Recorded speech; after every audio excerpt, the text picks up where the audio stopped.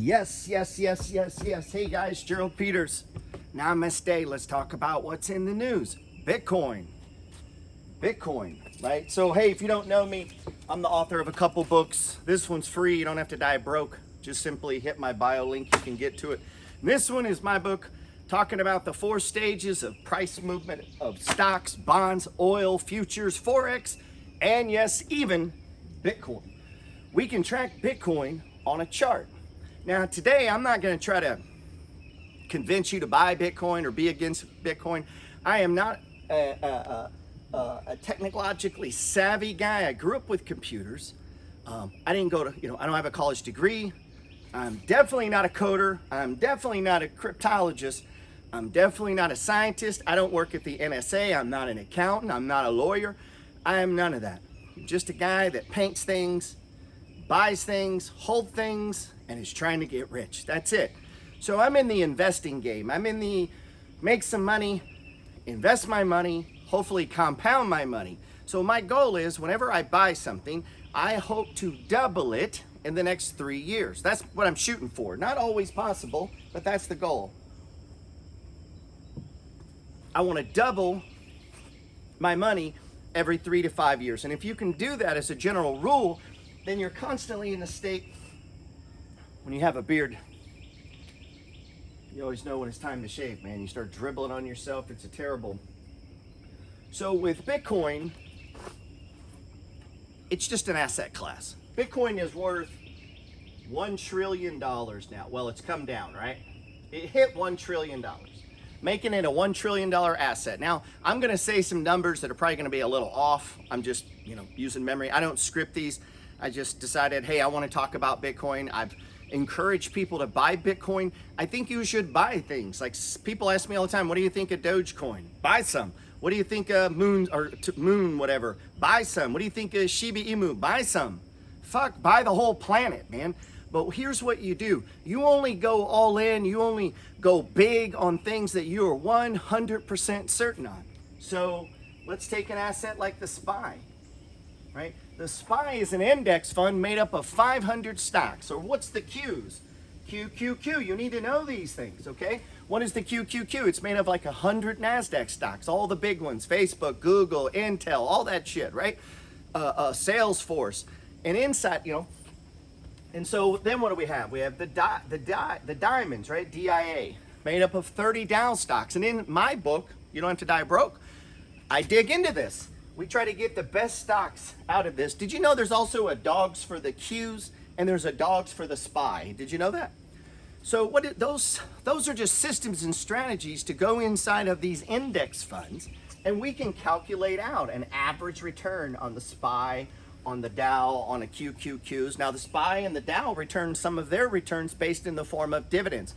And if you follow my story, you see me receiving those dividends. What are those? Well, those are about as guaranteed as I can get. But what happened today? AT&T cut their dividend, right? So we see what? My income just got lowered. Completely out of my control. What do I do now? My assets went down. My net worth goes down a little bit today. And my cash flow for my investments goes down today. I got a damn pay cut. Thanks, AT&T. So, but guess what? That's called risk. That's just part of the game, man, right? There's risk. Is there more risk in AT&T or Bitcoin? Shit, they're both going down, right? Bitcoin didn't cut his dividend. It ain't got a dividend. But if we go back and we look over the last 10 years, what? AT&T's been returning money to its shareholders, but Bitcoin's been going up an average of 196 or 198% a year for a decade. 10 consecutive years. It is the best performing asset of the decade. Now, Bank of America just came out today and said the entire asset is shit. They think you're stupid if you invest in it. Well, guess who Bitcoin and all of its cohorts, the cryptocurrencies, guess who those things are really looking to replace? Banks. So we kind of have to take what Bank of America says with just a little bit of grain of salt, right? It's different than what your grandmother might say. What does your grandmother say about Bitcoin? Nothing. She doesn't own Bitcoin. What about Uncle Harry? What about your dad? What about your brother or your sister or your cousin or the neighbor up the street? Very few people own this asset. Everyone knows who AT&T is. right? So what does that tell you? It's a speculative bet. So Bitcoin is a risk. So if your person is like, well, I don't like risk, don't buy fucking Bitcoin. Like, it's real. Investing is super simple. You have to know what is your return? And I know you hear this or see this on TV. They say, what's your risk parameters? What's your risk analysis? Most people are full of shit. They base that upon how much they want to make. They say, well, shit, I'm cool with 8%. I'll go with the medium risk. They don't know what medium risk actually fucking means. They don't know that medium risk could mean it drops 22% one year. Well, they say, hey, you said this was medium risk. I know. You have to understand what risk means. And I get a question all the time. Hey, Gerald, what can I put this money in so that I make some return, but I don't put it at risk? And I say, listen, there's no such thing, man. Money makes money based on risk. The lower the return, the lower the risk. The higher the return, the higher the fucking risk. So what do you think Bitcoin doing 198% a year, not straight up? If it went straight fucking up, everyone in America would be in it. Okay? That's not what it does. And you say, well, Gerald, how can you say that? Because of all of you guys that don't know shit that own Dogecoin or Dogecoin. I don't know why I keep calling it Dogecoin. The number of people who don't understand the first thing about crypto, most of you, and listen, this is just me talking in general. I had a guy that day say, man, sometimes you're kind of mean. I said, man, sometimes you're kind of, I'm trying to help you, bro. What do you want me to do? Hold your hand?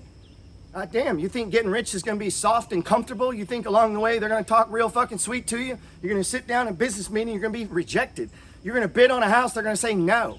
You're going to try to do this and it's going to be like no. You're going to buy stock and the shit's going to go down. I'm trying to wake your fucking eyes up to actually how it works. With fucking risk is volatility. Prices move, man. And so this week, guess what we saw? 1.1 million accounts liquidated, meaning closed the fucking account in Bitcoin. The best performing asset in the, hey. All right, when I punch him, your cat guys are gonna get mad. Cats are not good people, man. Look at this. The reason I have him in my videos is to display the world that cats are not good. Look, this, watch what's happening. 1.1 million people were liquidated, closed their account. Most of these accounts had owned it for 153 days. At the first sign of fucking volatility, that push, the thing that the millionaires go up against all the time. My dividend just got cut, my income went down, and now my fucking net worth is down. Oh, I should just close it and run. Maybe I should close it and run. Maybe I should close the account. It went down. Oh, what am I gonna do? Well, you know what? Here's the funny thing. You know how many times I've watched this stock go down?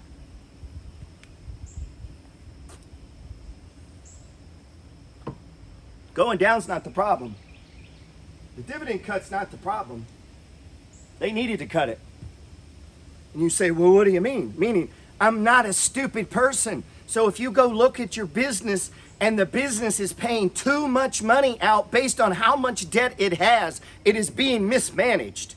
It doesn't matter that you like the juicy dividend. It's being fucking mismanaged, making the asset worth less. It'll be worth more to stupid people who just look at the dividend, but to anyone who can analyze a fucking business, they look at that and go, I don't like that. I wouldn't run my business like that. Therefore, I don't want to buy that. Or the people that buy it, it never moves. And so it spends fucking purgatory in the $28 to $29 range while fucking Bitcoin goes up 198% a year. And now these people who sold this want to buy this. You got people, I talked to some, they sold the asset that has done the best over the last 10 years, that is known to drop 50%, 2 to 3 times a year, that on average goes up 198% a year, but it's real fucking risky. That's why it goes up and down. And the down gives you a chance to buy larger positions so that you can sell into the up, which is what this is. I wrote an entire book on it. It's how to buy and sell. You buy weakness, you sell strength. But these 1.1 million people who've only been in it for 153 days, that's not what they're thinking. These people are thinking quick money. quick money, right? This is flip shit on the street money. That's not get rich money. We need these people. See, we need these people to move in and out. This is how we get the breakouts that I talk about, and the prices go too high and they hit the RSIs. These are the RSI people. These are the people buying shit at a 70 RSI. These 1.1 million people who were surprised when the most volatile asset on planet Earth that has the largest returns, that has done the best in the last decade, when it has a little volatility like it's fucking supposed to. If you go look at the chart, it does it all the time. They're shocked by that because they actually don't look at the chart. They don't look at it, and their goal is fast money, not to build wealth over time. That's not their goal. And they will perpetually chase shit. That's how they do it. And they'll go from one thing they don't understand to another thing they don't understand to another thing they understand. Never building wealth, never expanding, never fucking growing, never changing their family tree. That's these people. These are the people that were on margin. All you guys, when you come in, people get mad at me all the time. Hey man, don't talk about options, man. I like to trade options. All right. I know you do. Because your focus ain't on building wealth. Now, I'm not saying there's not some people who don't trade options well. What I'm saying is new people do not trade options well. New people to the stock market do not trade options well. The success rate is next to fucking zero. So if we know that, and my goal is to teach people to build wealth, how to actually change your fucking family tree, how to level up, how to stop being middle class, how to stop needing car payments, how to stop having mortgages and credit card debt. What if you were actually financially free? What if that was the goal? What if the goal, instead of making money today, was to be financially free? And so to make decisions today that actually get me there, not could possibly keep me from getting there. And so what if most of my time was spent on the 100% fucking guarantee? And a percentage was spent doing the gambling. What if we did that? What if we began to change how we looked at it, man? So, Bitcoin's been the best performing asset over 10 years. Most people I talk to, oh, I can't keep doing that. Okay, would you have said that at year 7? Yeah. Would you have said that at year 5? Yeah. Would you have said that at year 3? Yeah. In other words, they don't fucking know. Maybe it stops now. Maybe they're right, right? But it could have been right anywhere along the wheel. And people, maybe it was right here. Shit, I don't know. Maybe it was right here. Whoa, way over here it was really right. I mean 8, oh, then 2 more times, right? So nobody knows, man. Nobody knows. Nobody knows shit. Then you got dipshits like Elon. He's so smart, he's stupid. Elon just breaks the law willy-nilly. A lot of you guys going, well, crypto's not regulated. Hey, man, this guy's a publicly seated CEO. They have their own regulatory rules about shit they can do and can't do. Not this motherfucker. He has his own rules. This is like the Teflon Tech Don, man. He's just a gangster. He can just do whatever he wants, and the SEC apparently doesn't give a fuck. He can just lie, he can tweet, make up shit, he can disclose information that CEOs aren't supposed to disclose, and his fucking board don't care. Any other company, if that was Pepsi or Walmart or they'd kick your ass out. Not this guy. He gets a pass. I don't know why. I don't know. I don't know why he gets a pass. And then a whole group of dumbasses follow this guy around. Oh, Elon's buying Doge, I'm gonna buy Doge. Until he dumps you, and you're left holding a bunch of Doge. I'm not saying you don't play that. What I'm advocating is that when you play that and you don't have this, you don't have the money flow on lock, you don't have your buckets right, you're all up in debt and you're worried about what the fuck Elon's doing. You got debt right now and that's what you're worried about. Right? So you got debt. Some of you are sitting on debt right now and you're cool taking Saturday off. You have fucking debt. You owe other people. You have reverse fucking growth, okay? I'm not talking about rental debt. I got tons of that. That debt pays me money, okay? That debt pays money. But there's a lot of people in this world talking big. They want to get rich and financially free and do this and do that. And they reverse. See, that's called reverse. Like you want to get on the other side of the cash register. You want to lend money. You want to be the hard money lender, right? You want to be the mortgage owner, the rent collector. You want to own the business that collects the profits. You want to own the business development companies. You want to loan. Like you don't want to be the consumer. Yeah, you're going to consume. But if your focus becomes getting on the other side of the cash register, writing books instead of reading books, right? You begin to activate the alpha code. You begin to push your intent into the universe. You take charge of what's going on to you. Instead of just floating around, responding to the way, oh, this came up, I got a big bill, I guess I can't invest this month. Oh, or you can have fucking control of your money, organize the shit, right? What do we talk about in the book? Huh? The do-over account? What does that do? That protects you from this. That protects you from a tweet. It gives you patience because you don't have so little money that when this money goes down, it makes you do stupid shit. Instead, you see shit like that as an opportunity. You weren't using that money anyway. The trick to getting rich is having money, man. The trick to getting rich is having money you don't need. See, the moment I don't need the money, now I can do what? Patience. I can take advantage of other people. I can actually do that shit like Warren Buffett talks about being greedy when other people are fearful. Right now, I've been selling little oil stocks, been selling some utility stocks, took some profits on gold. Why? Because they're hitting high. They've gone straight up, right? They've gone straight up. Now I want to sell some. Why? To buy some tech stocks and probably some Bitcoin, baby, because Bitcoin's on sale. What's the RSI on Bitcoin? 30. That should have your attention. Not a fucking tweet, not what the fuck Elon's doing. Who gives a fuck what Elon's doing? Seriously. Who gives a fuck what any of those guys are doing? I want to know what the fuck you're doing at your house with your fucking budget, with your fucking brokerage account. Not where I want you to give me an idea you found, something you put yourself into, instead of just being floated fucking along like these 1.1 million weak ass hands that got blown out of Bitcoin.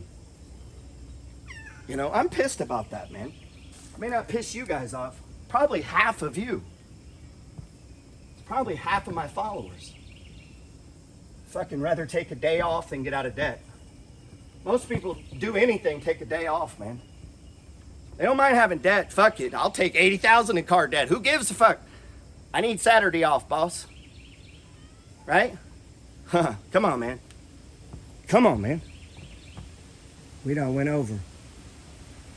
You're not gonna be able to post it on your Instagram. I try not to get mad at the videos, but as I get going and I see my people in fucking bondage and they can't do what they want to do in life. See, the main goal in life is to get rich so that you can go do what you want to do, man. You're never going to be able to do what you want to do when you got fucking car payments and credit cards and student loans and all this dumb shit, and you're out here buying fucking Doge and chasing all these meme stocks instead of building actual wealth. You still have fucking debt and you're chasing these stocks, man. You have fucking debt and you're talking to me about options. You have fucking reverse wealth building, literally reverse fucking pounding, and you want to talk about options. I mean, can we get the basics right? Because the moment you build this shit on a solid foundation and you get your mind right and you flip it around what I just said, and your first fucking goal is to stack money, stack it, get chunks of money so that you can take these chunks and begin to allocate them into different things, man. It's not one thing. It's multiple things, because guess what? Gold goes up, oil goes up, tech goes down. And this is what I get all the time. Should I take all of my oil and move it all to my tech? And it's like, goddamn, why are we doing all here, all there? Because the reason we're doing that is it's just such little amounts.